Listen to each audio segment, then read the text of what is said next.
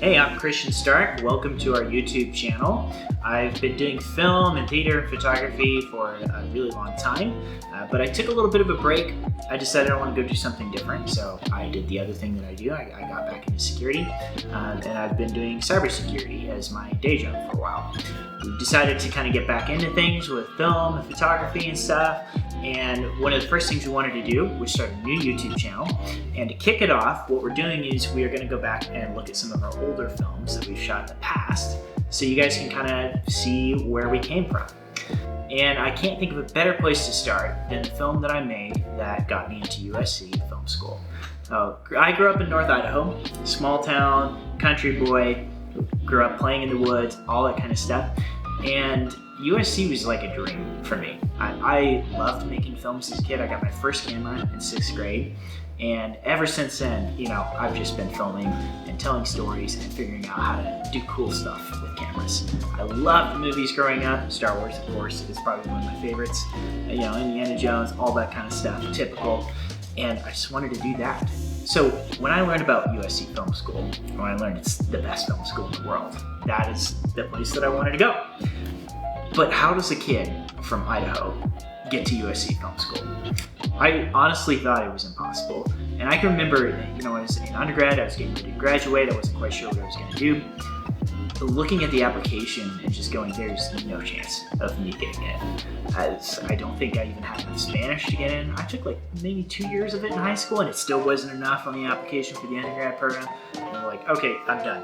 There's no way. And so, I did the next best thing. I joined the Marine Corps. And I went off and did that for a little bit.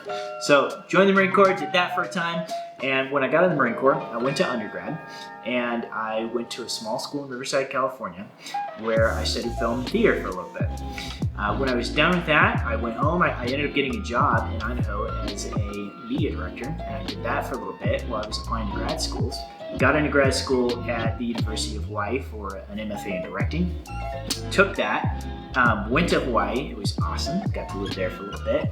And when I got there, the school was good, but it just wasn't quite what I wanted. And it wasn't quite what I thought grad school was. And I thought to myself, okay, if I can get in here at my age and do this MFA directing program, why can't I get into USC?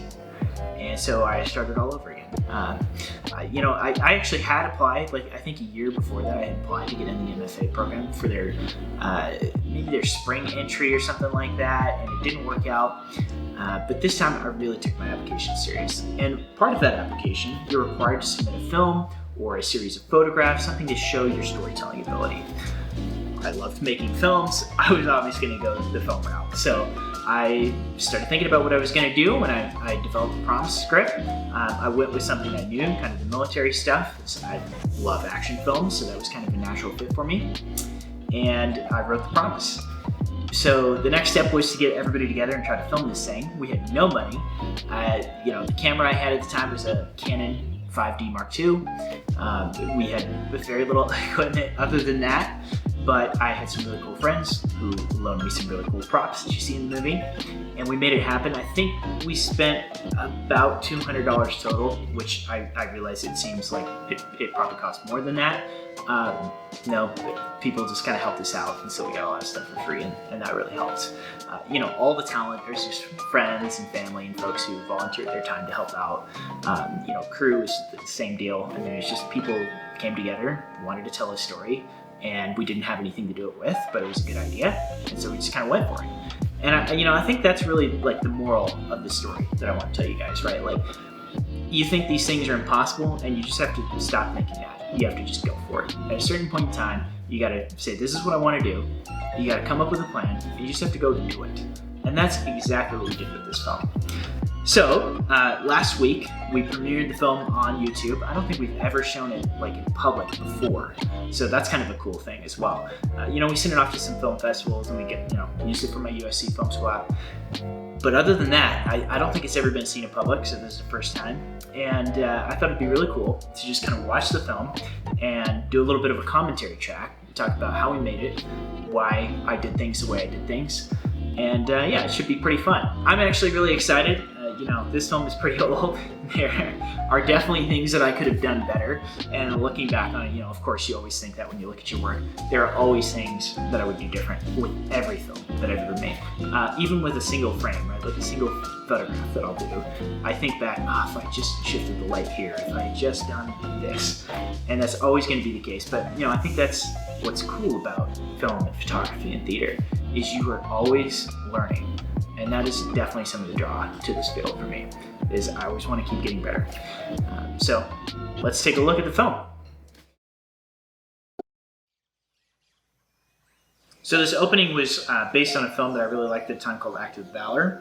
They also shot using Canon 5D Mark IIs. And it was filmed right off of a road in the mountains. This is filmed at a beach in Coeur d'Alene Lake.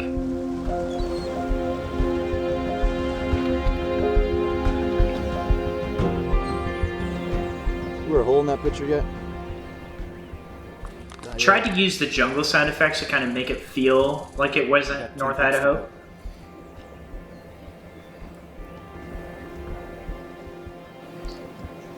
I want you back in one piece, Marine. Yes, ma'am. It's an order. Aye, Captain.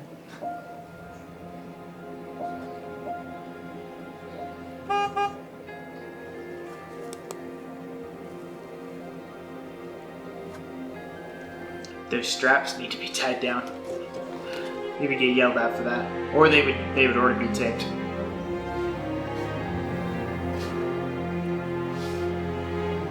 So the slow motion shot there, we actually ended up shooting that on a camcorder, and the reason for that is I could get it to do 60 frames. So I got a little bit more to work with for the slow motion. Now we would be able to get that out of like a R5. And much better.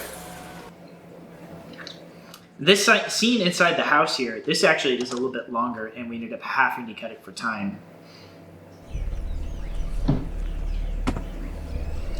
I love this shot, how we trail in, using the action to kind of bring you to the bad guy and introduce him. HQ, Shadow 7, in position. Beginning surveillance.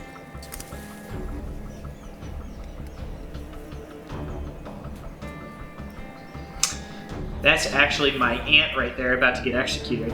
It's a very good sport to let us do that to her. Nice guy. So, loosely based on a true story that may or may not have happened in training. If you hide well enough, they really don't see you. Hey, So a lot of these gun effects are actually made using After Effects, and we just did some compositing there. Some of them are done with blanks. The sniper shot there, actually nothing was fired. We just kind of faked the recoil, and I had the camera right on the barrel of the gun. We spent a ton of time doing all this makeup and blood. We're trying to get a blood to actually squirt and do an actual blood effect. I think we did it using air, and it just never quite works. You get a little bit of blood on the pants, so. Immediate air support, Casabac. Now.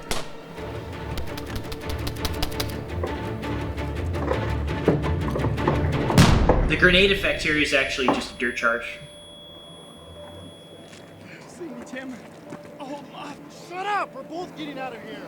I actually got some help on that scene for the directing from my directing mentor at the time, and he really got some emotion out of him, which is nice.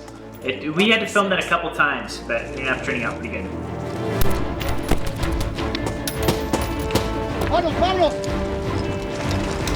This chase scene was a lot of fun, and I especially like this rocket launcher shot. It's just a little firework to get the smoke there, but it turned out pretty cool. Technical on a 6. If you ever need to film a chase scene with four-wheelers, go to North Idaho. Everybody's got one. That's how we kept it low budget. I love the effect that we got from those smoke grenades. Although you do lose the focus there a little bit.